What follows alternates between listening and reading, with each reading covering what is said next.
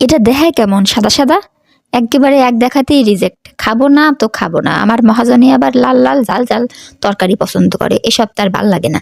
তাও অনেক জোরাজোরির পরে দুপুরে তো খায় না, রাত্রে খাইছে। আরে একেবারে খারাপ হয় না, সবসময় তেল মশলা খাইলে কি ভালো লাগে? এই দেখো কেমনে রান্না করছি।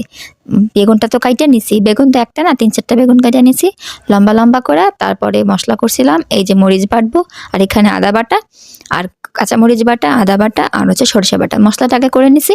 মশলা যখন করা হয়ে যাবে তখন কড়াই তেল দিয়ে দেবো। তেল দেওয়ার পরে কড়াই দিয়ে দেবো একটু সর্ষে। যেহেতু সর্ষে বেগুন রান্না করব তাই একটু সর্ষে ফোড়ন দিচ্ছি। এরপরে সর্ষেটা দেওয়ার পরে একটু চামচ দিয়ে ডলে নেব। এরপরে দিয়ে দেবো আদা বাটা।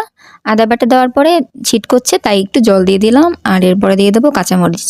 তারপর এটা একটু নেড়ে চেড়ে সুন্দর করে ভেজে দিয়ে দিচ্ছি কাটা বেগুন, আর বেগুনের মধ্যে হলুদ আর স্বাদ মতো নুন দিয়ে বেগুনটাও সুন্দর করে ভেজে নিয়ে তারপর এর মধ্যে জল দিয়ে কিছুক্ষণ ঢাকা দিয়ে রান্না করব।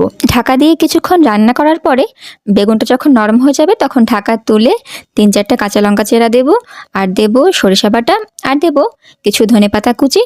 তার উপরে দিয়ে দেবো সামান্য একটু স্বাদ মতো চিনি।